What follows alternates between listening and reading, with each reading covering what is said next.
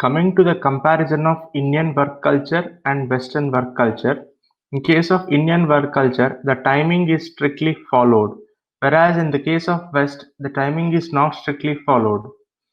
In case of Indian work culture, the productivity is less, whereas in the case of West, the productivity is more. For example, if you take an 8 hours duration of work, in case of India, we will be working for 3 hours continuously and another 3 hours continuously with 2 hours of gap. Whereas in the case of West, they will work the same 6 hours, but they will be split over a period of 2, 2, and 2 with 1 hour gap. Here, the productivity will be more.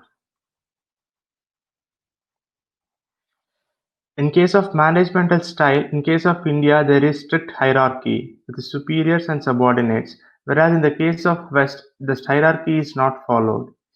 The wage distribution in case of India is gender specific, less payment for females and more payment for males. In case of West, there is no such discrimination. The social responsibility in case of India is less, whereas in case of West, it is more. In case of India, the focus is more on quantity as well as productivity. In case of West, the focus is more on quality. If you want to focus more on quality, then there will be more focus on creativity and innovation. In case of Indian work culture, the importance is given to seniority, whereas in the case of West, there will be more importance given to merit. So there will be performance-based incentives in case of West.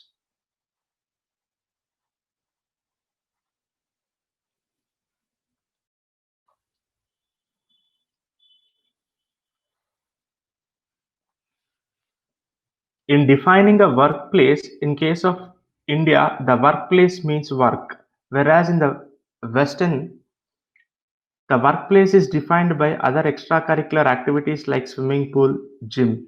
Even the West focuses more on spiritual development of the worker. For example, it takes care of compulsory paid holidays or compulsory trips for the worker. In case of rapport between senior and junior, in case of India, the seniors are called as sir, as madam. As a result, this clearly shows that there is a social distance between the seniors, and this leads to a lack of bonding between seniors as well as juniors. Whereas in case of West, the boss is called by his or her first name.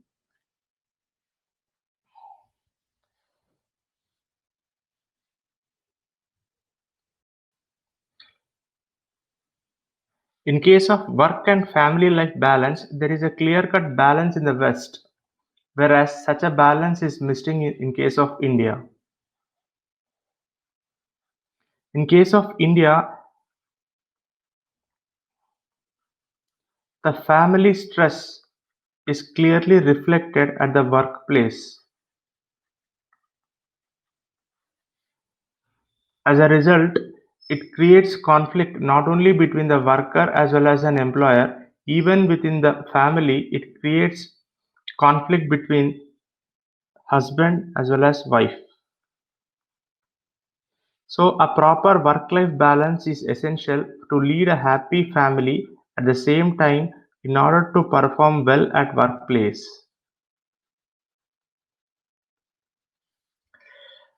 Coming to the comparison between bureaucratic work culture and private work culture, we will first see the positives of bureaucratic as well as negatives of bureaucratic work culture, then we'll shift to the private work culture. The positives of bureaucratic work culture are dedication. For example, police, teachers, they are highly dedicated towards their work. This is one of the positive element of Indian bureaucratic work culture. At the same time, loyalty to the superiors or loyalty towards the organization. Thirdly, the public values as guide. In case of India, the bureaucratic work culture, the public values are taken as highest morals.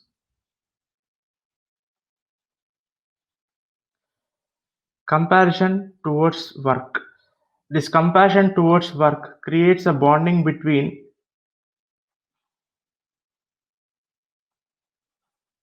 the employer as well as its employees.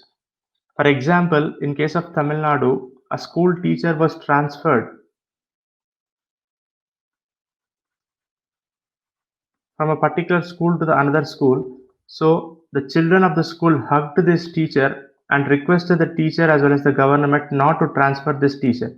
So if you show compassion towards your work as well as the beneficiaries, it creates an emotional bond between you as well as the beneficiaries. Going an extra mile to do some work. For example, during elections, most of the officers posted for election duty need to walk several miles to reach the polling booth.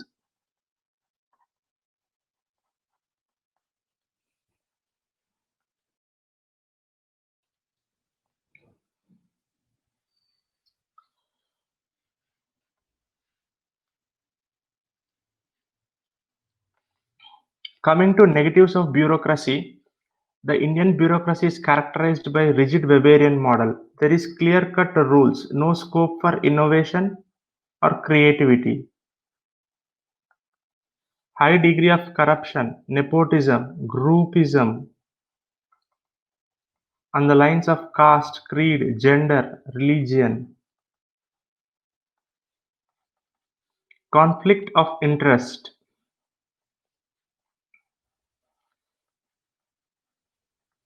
Best example, a bureaucrat who has an interest in particular business is also involved in framing rules and regulations for regulating that particular business.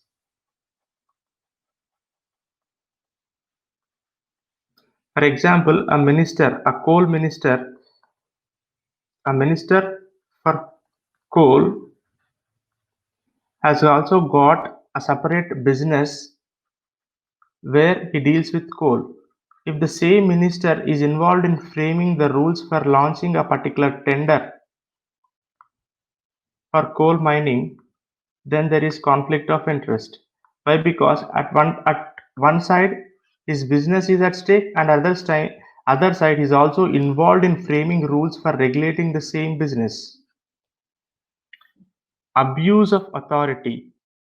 So bureaucrats are vested with power as well as authority.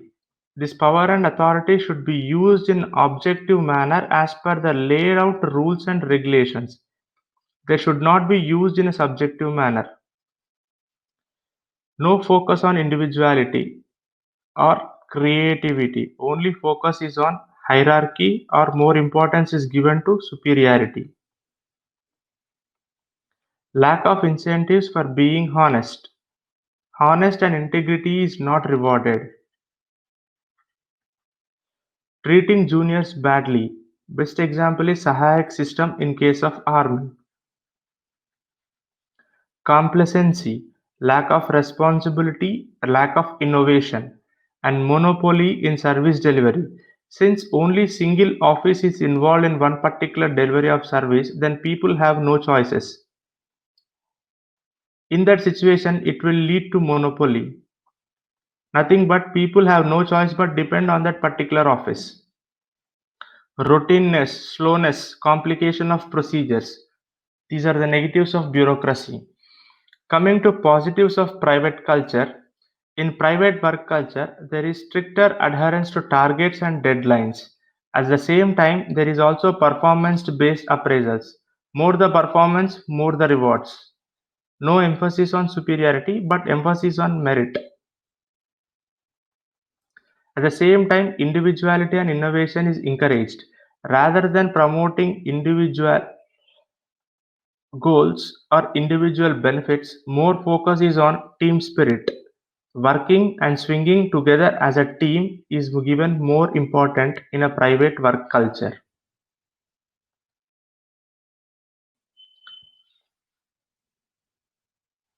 Next, in case of private work culture, there is no emphasis on rigidity. At the same time, seniors are more approachable. They follow and hire and fire more, so there is efficiency is very high and it creates a competitive atmosphere for workers. See, examples of good work culture. In case of Google, The office itself takes the employees for trips as well as parties. In case of Facebook, it follows an open office or on-site laundry. Netflix. In case of Netflix, the employees' efforts are measured not by the number of hours they spend, but at the result, but on the end product they deliver.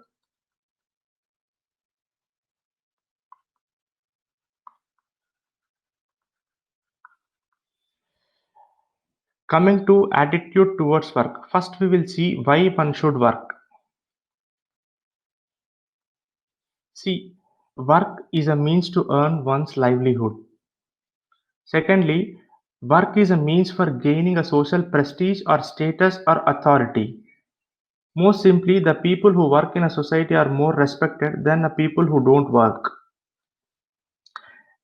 In case of Indian and Islamic tradition, the manual work has been seen as an inferior to intellectual work, whereas in case of Christians, they give due recognition to both manual as well as intellectual work.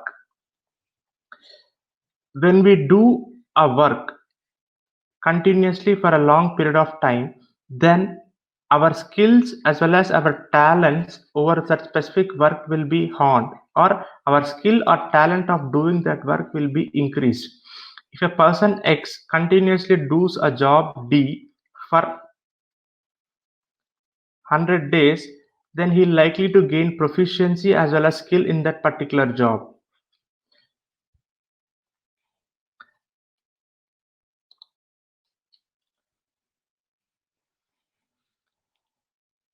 Work is done for sheer love for it, as a work is means for self-development. Through work, an individual will develop. It will enable the self-development of an individual. Coming to moral as well as social attitude to work. So, Indian value system exalts that work should be done not only for self-growth, but should be done for well-being of society. So, a person is doing not a work for not for his own self, but in order to support and enable the growth of the society. This is moral or social obligation towards work. So it is a duty.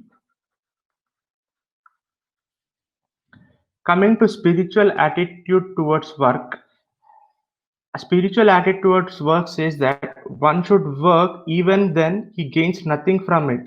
He simply works for maintaining orderly growth of the society, humanity, as well as whole of universe. This is spiritual attitude towards work. So, in case of moral and social attitude, you are working not only for self-development but also development of the society. In case of spiritual attitude, you should work even when you don't gain anything, but for the case of society. This is further higher thinking, that is spiritual attitude.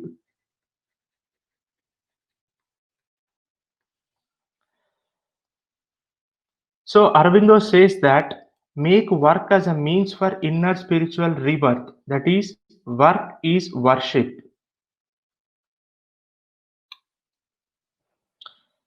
So in case of work is worship,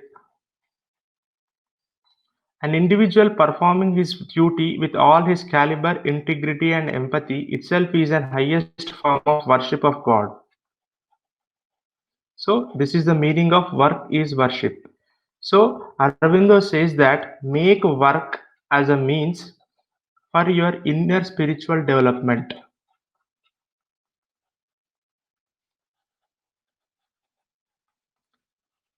So an individual who performs work to its caliber as well as performs the work with his integrity as well as empathy, then there will this is called a highest form of worship of God.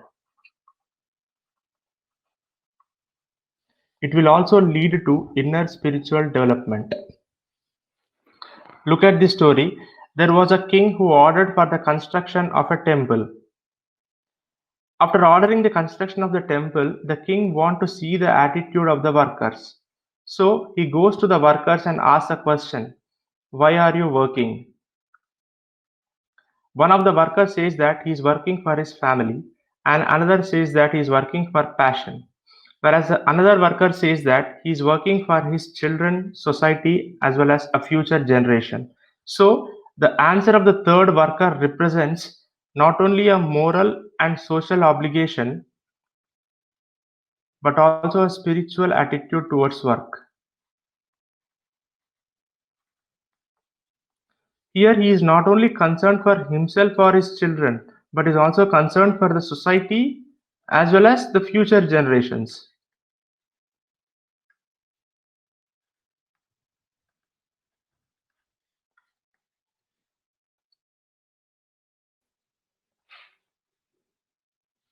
Coming to qualities of work life, in this we'll deal with the qualities of a worker followed by an employer as well as the attitude of an organization towards a worker. So what are the qualities an organization expects from a worker? First thing, loyalty. Loyalty towards an organizational goals. Loyalty also implies that organizational interest should be kept above the self-interest. So organizational interest should be given primary importance followed by self-interest. Next, potential. A worker is expected to work towards its full capacity or work with integrity as well as empathy. Whatever the job a worker is assigned by an organization, he has to perform that job with full capacity, integrity, and empathy. Third, ethics and values. In every organization, there will be certain written rules as well as unwritten rules. So, if written rules compel a worker to do a job, it is ethics and values compel a worker to perform even a job that is unwritten. For example, an employer is supposed to work from 9 to 4 p.m. This is a written rule. But if there is any citizen who comes for seeking any benefit from this employer after 4 p.m. and he is of in dire need, then a particular employer is expected to work for the benefit of this citizen even after 4 p.m. This is an unwritten rule, and this unwritten rule is followed only when the particular worker is full of ethics as well as values.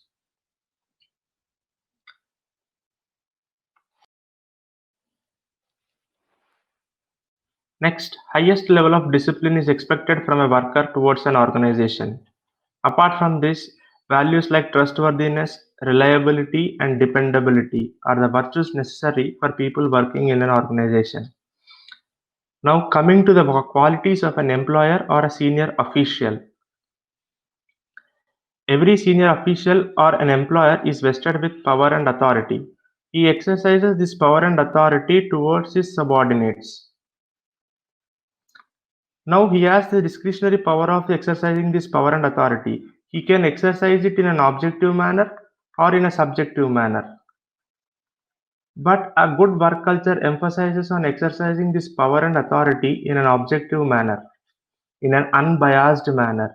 So he should avoid arbitrariness or abuse of power. This power and authority always comes with greater responsibility. With greater power, there will be greater responsibility. So, a senior official is expected to act in a more responsible manner. At the same time, the power and authority should not be used to promote any groupism or nepotism or regionalism. In case of government organizations, the power and authority must be used for promoting public trust as well as integrity.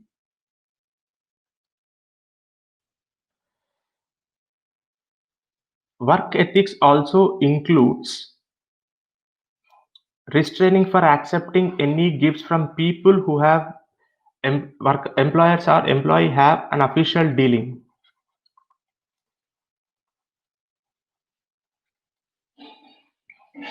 So officials or bureaucrats should not be receiving any kinds of gifts. For example, bureaucrats should not accept any kinds of gifts from any contractor because it gives a perception that he is corrupt.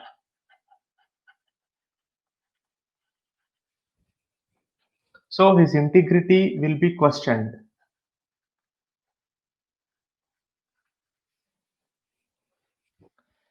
Next, minor virtues of workplace to make a qualitative difference to working of an organization include being cheerful, polite, punctual, and being to work on time. Next, attitude of an organization towards a workforce. An organization should look at the workforce as an end in themselves. They should not be treated as a means towards an end. This is highlighted by Immanuel Kant. So, how to achieve that? An organization where it treats its workforce as end in themselves is achieved through equity, justice, and fair play. By ensuring equity, justice, and fair play, workers will be treated as an ends in themselves rather than treating them as means towards an end. When workers are treated as an end in themselves, it will promote the values of cooperation, innovation, and creativity. If an organization is value conscious, then this will lead to the promotion of similar values among its employees, and employees in turn will cultivate value based attitude in their approach towards work and their behavior in the workplace. So if an organization is promoting values, similar values will be inculcated by its workers, and the workers will demonstrate same values while working in the organization.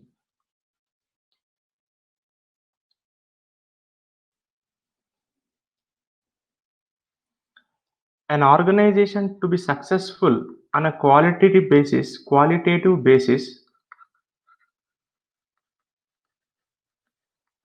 there should be synergy between values of an individual worker as well as values preached by the organization. So there should be synergy or similarity between these two values for qualitative success, or else if there is any difference or the values of an individual are not matching with the values preached by an organization, then there will be conflict, and such an organization is most likely to fail in delivering services to people.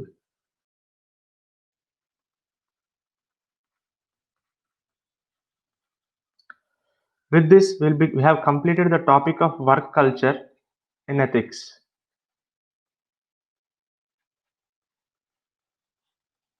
Thank you.